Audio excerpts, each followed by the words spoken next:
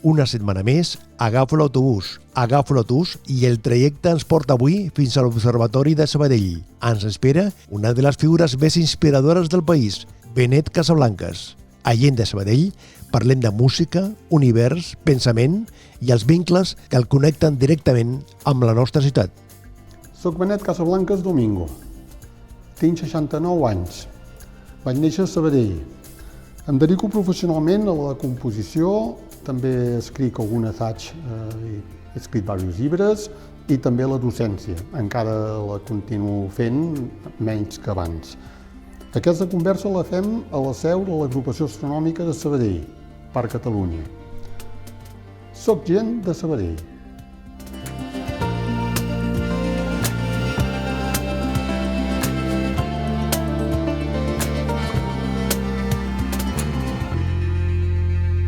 Benet, aquesta conversa la fem a l'Observatori de Sabadell. És dels llocs que vostè des del principi va triar. Per què? Per què estem aquí? Doncs perquè una de les meves aficions, de les moltes aficions que tinc, més enllà de la música, és l'astronomia. I ja era molt jove, amb el meu pare, diguem-ne, veníem, ens vam fer socis, i és una entitat per la qual jo tinc molta admiració per la feina que fan, la projecció que té sobre la ciutat, amb les escoles, etc.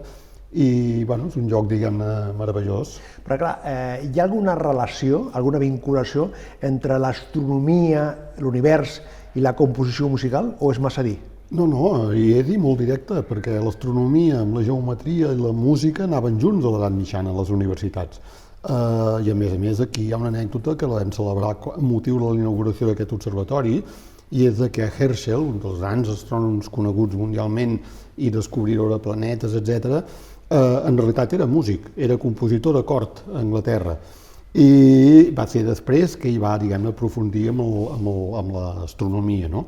I amb aquest motiu, quan es va inaugurar aquest observatori, es van estrenar a Sabadell, i jo diria que es van reestrenar en bona part del món, diverses obres que vam anar a buscar a la Biblioteca Britànica de Herschel com a compositor. És a dir, que l'espai és una font d'inspiració? O sigui, les muses passegen per l'univers, per l'espai, o també és circumstancial? Les muses no sé on són, però el que sí que està clar és que l'astronomia, la música en aquest cas concret, és un llenguatge molt codificat. També s'ha fet moltes vegades la relació música-matemàtiques, perquè, en efecte, diguem-ne, són llenguatges perfectament codificats. Ara, una cosa doncs, és la ciència i l'altra cosa és l'expressió artística, però els nexes són molt clars. Bach, al darrere de la seva vida, per entrar en una societat que es deia de les ciències de la música, a Leipzig, va haver de fer una ponència i va fer un cànon enigmàtic, recuperant la tradició de cànons enigmàtics del Renaixement. Vull dir que hi ha hagut sempre, diguem-ne, aquesta tradició, diguem-ne, de confluència. I el Benet Casablancas sempre vinculat a Sabadell, és a dir, que vostè té una projecció internacional, però la seva relació sempre directa amb Sabadell. Des de casa, jo soc molt sabadellenc, sí. Sí? O sigui, al llarg de la seva vida ha tingut alguna tentació urbanística, circumstancial d'anar a viure a un altre lloc, a una altra ciutat? He viscut, vaig estar vivint més d'un any a Viena, moc molt, vaig a Anglaterra molt habitualment, però temporalment. Temporalment perquè m'agrada molt viure aquí, de tant en tant vaig al barri marítim, a veure què fan aquella gent. Barcelona. Jo penso, una vegada em van dir que tenia un pensament ultralocalista, perquè jo em sento molt realment de casa, de la família, els amics, de l'època del col·legi, encara no, ahir ens vam veure, per exemple, amb molts d'ells, amb un concert que va haver-hi, etc. Però al mateix temps em sento molt bé arreu el món on vaig, que trobo gent amb la qual puc compartir, diguem-ne, les aficions, la feina. És un goig. No m'agraden les fronteres. Escolti, si fem una miqueta de memòria, si jo li demano algun record d'infantesa que li hagi ajudat, per dir-ho d'una manera, a anar per aquest camí de la música, té algun record de la infantesa, algun moment de la seva infantesa que diu a partir d'allà vaig començar a interessar-me per el fet de la música, de la composició? No especialment per la música. Em vaig interessar molt pels llibres, per les arts, per la pintura, per l'astronomia, per l'egiptologia. O sigui, jo d'un nen, diguem-ne, de jove, i jo crec que això ho he mantingut, amb moltes aficions. O sigui, si jo no pogués fer música, doncs no m'avorriria. Tinc la biblioteca, tinc una biblioteca important, amb moltes àrees d'interès, etc. Ara, la música, en tot cas, tinc d'agrair-ho als meus pares, perquè van ser ells que van dir hi havia una sensibilitat a la família, però ells no havien pogut fer estudis, la generació, diguem-ne, que sortia de la guerra, i ells van dir al nen l'hauríem de portar a fer piano, una mica de piano. I jo vaig començar el piano, que per cert ho vaig poder fer amb una professora que jo crec que a Sabadell hauríem de tenir més record per ella, que és la Montserrat Busquer, que era una gran pedagoga i que estava molt preocupada perquè la música pogués formar part una mica del bagatge de qualsevol nano, de qualsevol persona, no? per cultivar la seva sensibilitat, etc. Amb ella vaig començar a estudiar el piano i llavors va ser un gran descobriment, de la música, però de la pintura, això que dèiem de l'astronomia, la digitologia, la biologia, eren moltes aficions que he anat cultivant, moltes d'elles, amb la mira, diguem-ne, que he pogut. Si parlem de Sabadell, té una identitat musical, la ciutat? Vostè creu? És molt evident que totes les ciutats tenen punts forts i punts febles.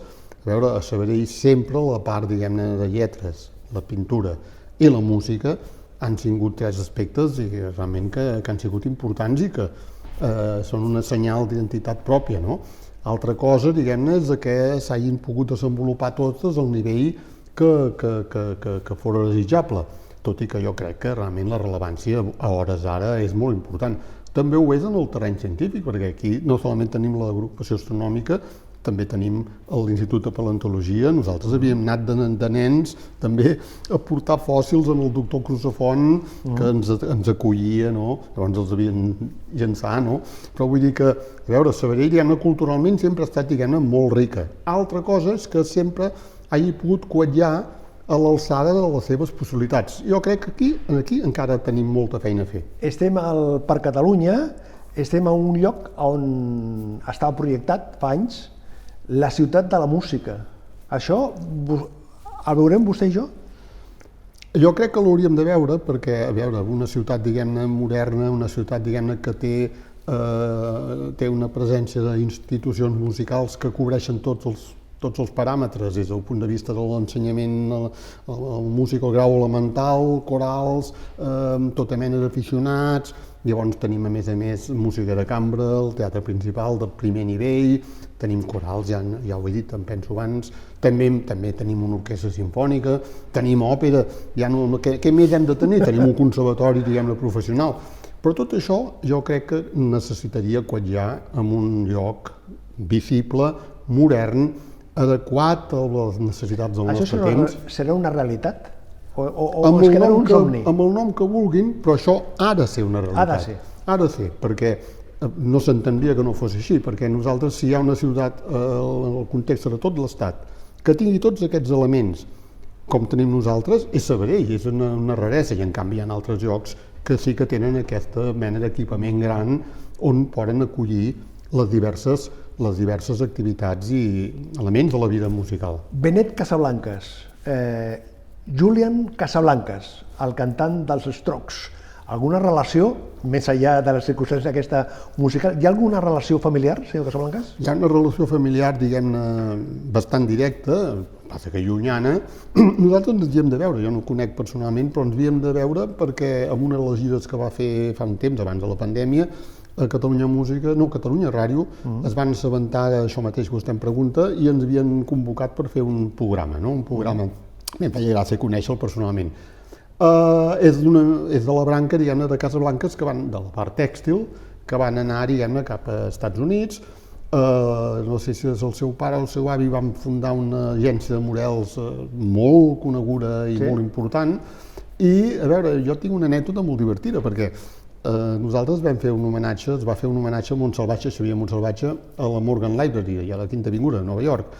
I al final, a mi em van encarregar una obra per homenajar en Xavier, i al final del concert se'm va costar un parell de persones i diu, soc John Casablancas, família Casablancas.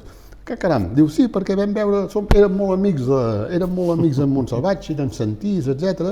I al veure Montsalvatge, Casablanques, vam dir, qui deu ser aquest Casablanques? Qui és? I han vingut i estem molt contents, etc. O sigui que vaig conèixer la família perquè em van venir al final del concert, no? O sigui que la part meva, la part de la família meva directa, és també més, diguem-ne, centrada en el que seria la construcció. I eren 5 germans que tenien una bòbila aquí al costat de l'observatori, per cert. Jo de petit recordo que la bòbila, com tantes, les xemeneies la van enderrocar, no? Però això per mi ha sigut important, perquè m'he sentit sempre molt proper en aquest sentiment de l'ofici, de fer, en el meu cas, no cases de la família, fer cases o fer totxos. Construir. Fer, construir. I la música és construcció. La música, a vegades la gent pensa molt en les muses, allò que dèiem abans, no? Sí, ja espero que hi siguin i que vinguin, però la música és fer edificis, una fuga, una cantata de Bach, una sinfonia de Beethoven, això és construir. I per mi és una cosa natural. Casablanques, el cognom, a l'Institut Ferran Casablanques, aquí al costat, al barri de la Concòrdia. Déu-n'hi-do la quantitat de nens, de nois, de noies que han passat, que han estudiat, que també em deia que és una vinculació familiar llunyana, però també... És el que li deia, diguem-ne, la part, diguem-ne, tèxtil és aquesta part que va irradiar per tot el món a partir de Ferran Casablanques i doncs ells, arribem al Julian, que vostè em preguntava, no?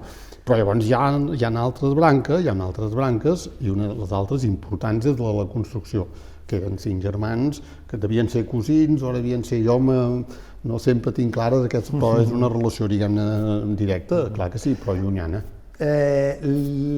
Vostè que és músic, que té una visió holística d'això del món artístic, si jo li dic Juan Manuel Cañizares, el guitarrista d'aquí de Sabadell, la seva resposta? Doncs és un excel·lent músic i molt bon amic meu, tant ell com l'Americo, i ens veiem molt sovint i quan podem ens escapem en qualsevol lloc que som, i quan va haver la pandèmia havíem de veure'ns i fer una cosa junts a Tòquio, precisament perquè ells hi van molt i jo també anava bastant, llavors això va escapçar una mica, no? Però un xicot de Sabadell, però que és un gran músic. Un altre sabadellenc, Sergio Dalma. No ho conec, Capdevila, no? Josep Capdevila, sí, correcte. No ho conec personalment, però és un professional, diguem-ne, que respecto molt, també era un altre terreny que és molt llunyà al meu, no? Una altra persona vinculada al món de la música popular, la Rosalia, un fenomen artístic, social. Com contempla vostè aquest fet? En aquest cas concret, amb poc coneixement, perquè encara que sembla increïble, no he tingut ocasió de sentir, d'escoltar l'últim treball. A veure, dues idees.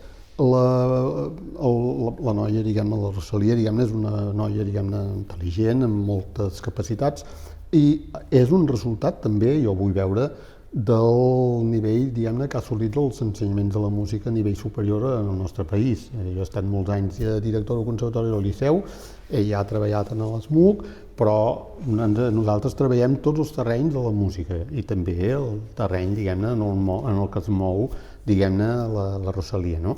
D'altra banda, diguem-ne, evidentment hi ha una campanya de màrqueting extraordinària, darrere la qual hi ha algunes coses bastant òbvies per mi, perquè els Beatles tenien ja un productor que es diu George Martin, que és el que realment va tenir la imaginació d'agafar una orquestra sinfònica, d'agafar un esturi, d'agafar un quartet de corda, de barrejar una trompeta barroca amb una orquestra clàssica.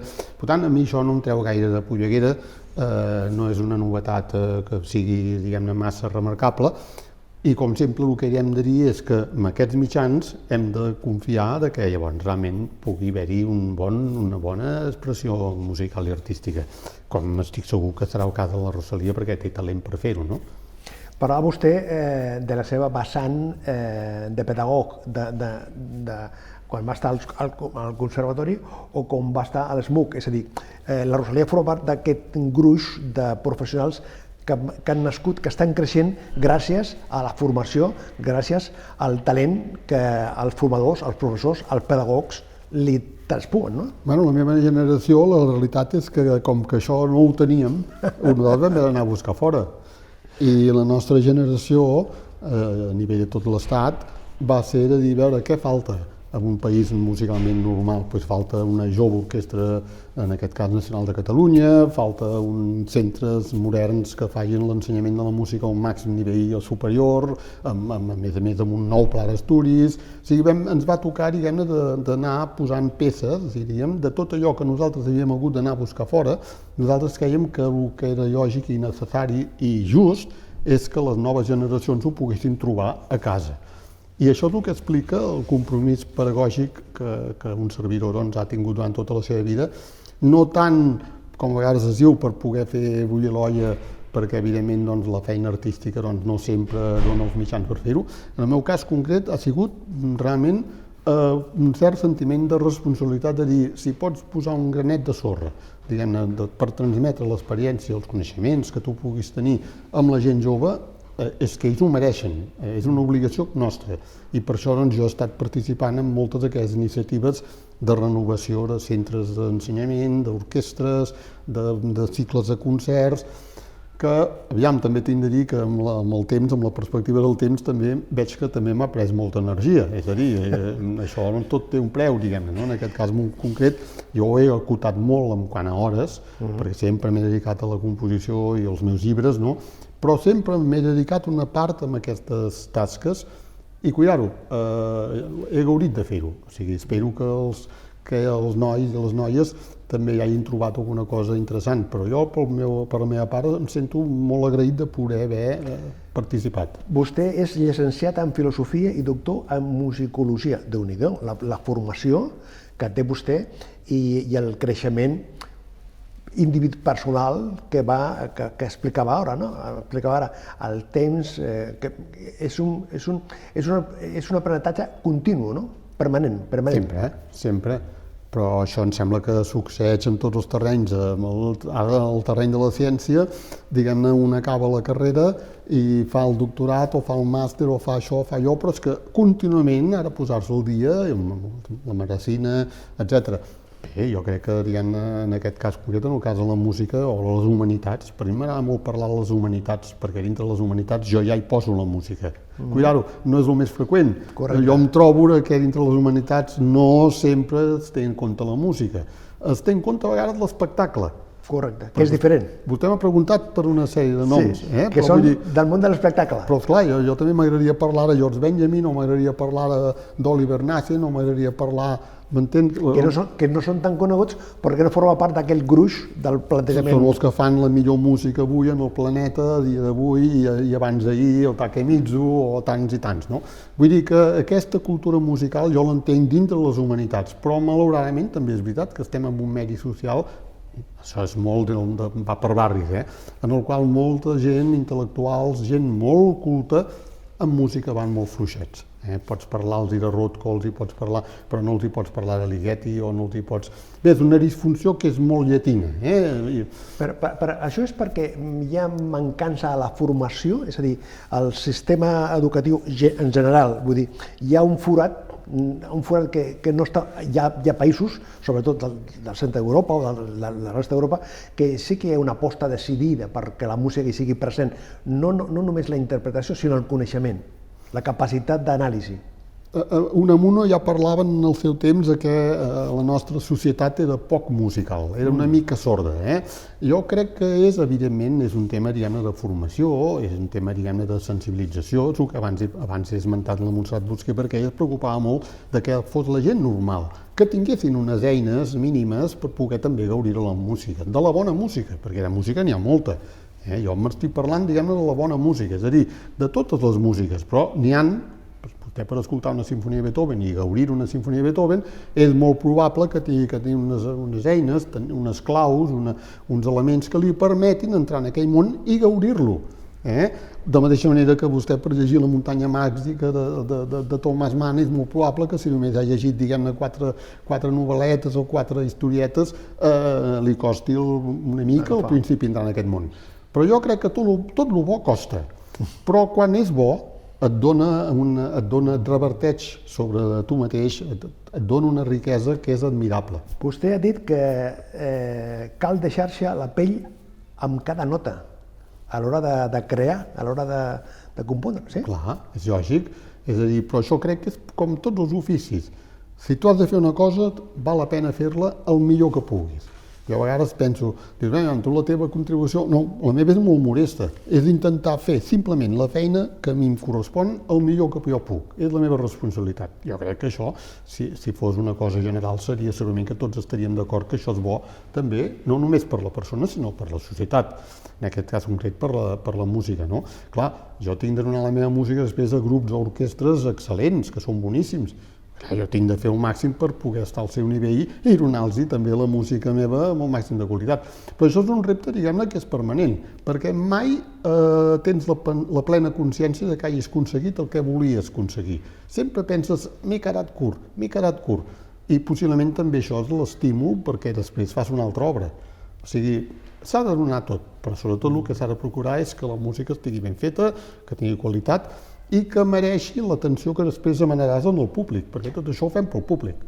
Vostè ha tingut diferents reconeixements, diferents premis, però em fixava que penso que va ser al principi d'aquest any o l'any passat, el Premi Enderrock, que és una revista, una publicació vinculada a la música popular, al rock, feta en català. Li va sorprendre aquest fet de que el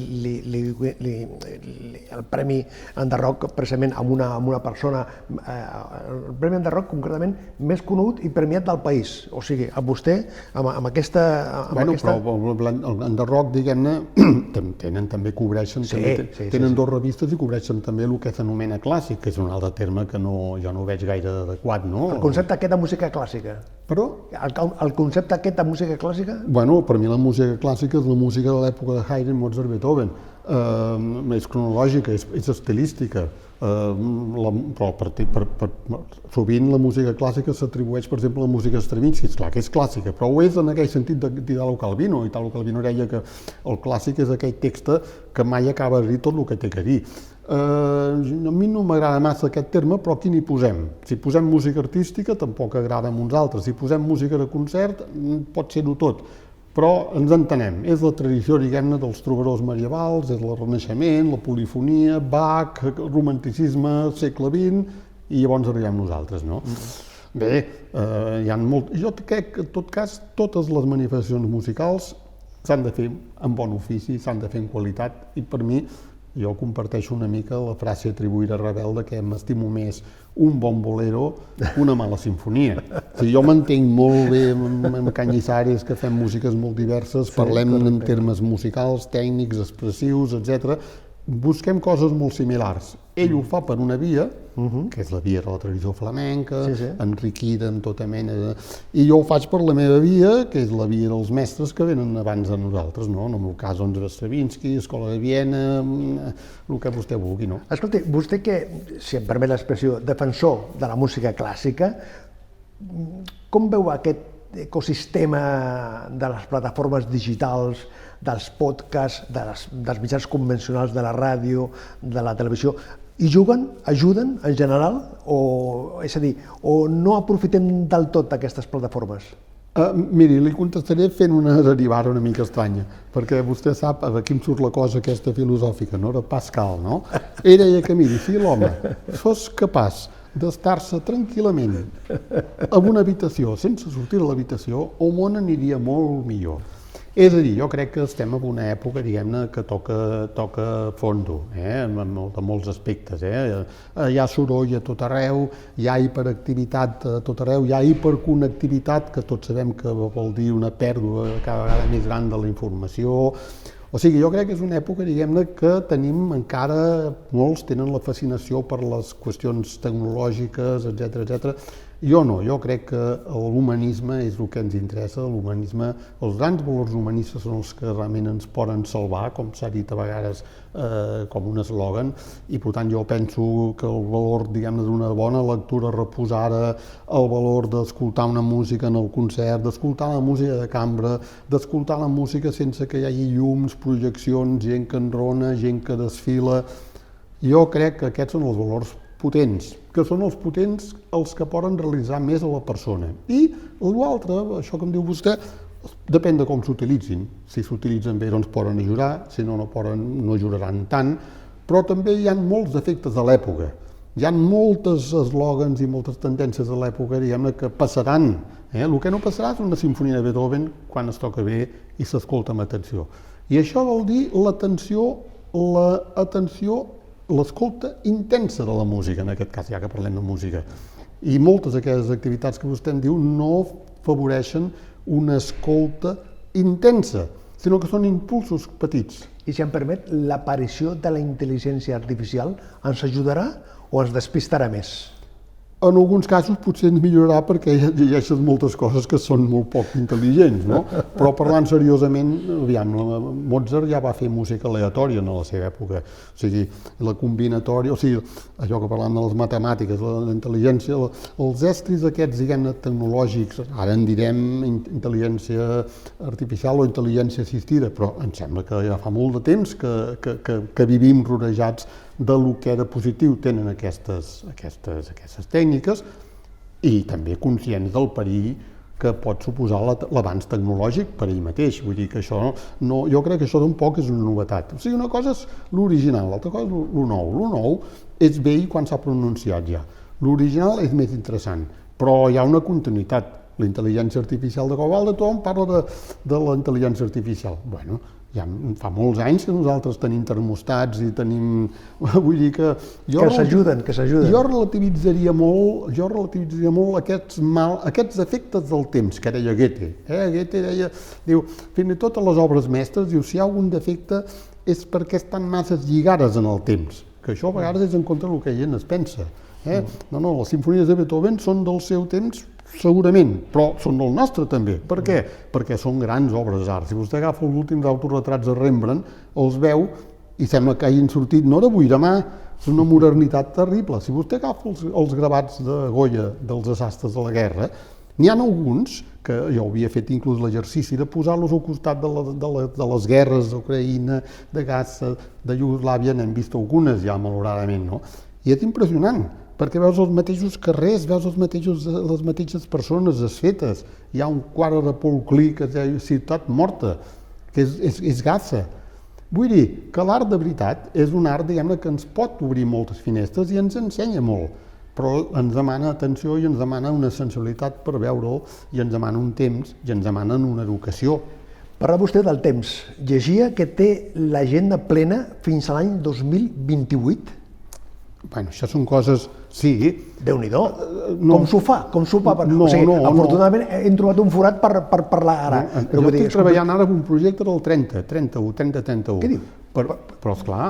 D'aquí 6 anys? Sí, esclar que això és normal en el terreny de la música. Els directors tenen l'agenda de concerts 3 o 4 o 5 anys a vista, perquè, a veure, si són projectes importants, es preveuen en 3 anys o 2 anys, com a mínim, i d'altres que en canvi poden ser molt més immediats. Per tant, jo tinc coses, diguem-ne, que són més modestes, però per l'any que ve i per l'any següent, i coses que ja tenen més envergadura, que són pel 27, 28 i 29. Sí.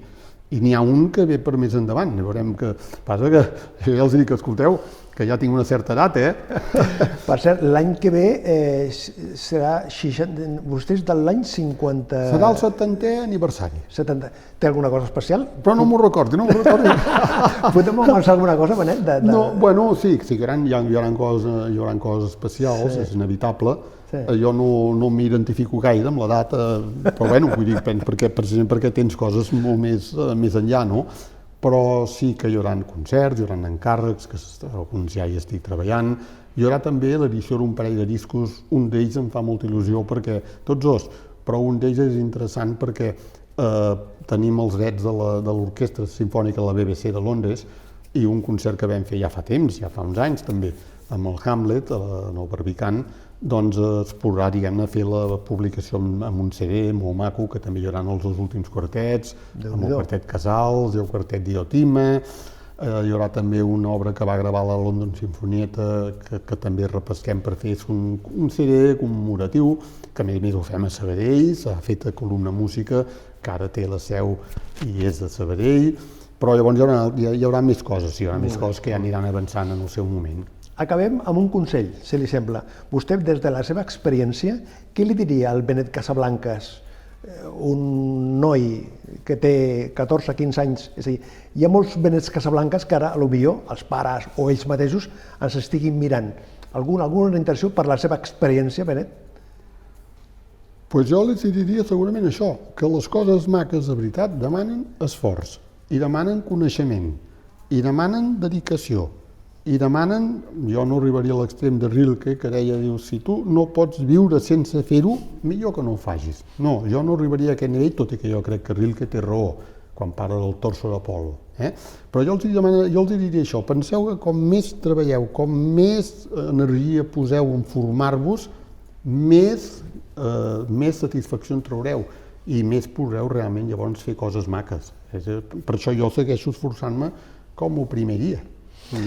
Benet Casablancas, li agraeixo especialment que dintre de la seva agenda hagi tingut aquest forat per parlar amb nosaltres i per compartir aquesta estona amb tots els espectadors. Gràcies per tot i fins la propera. No, a vosaltres, moltes gràcies. I a vostès, moltíssimes gràcies per la confiança.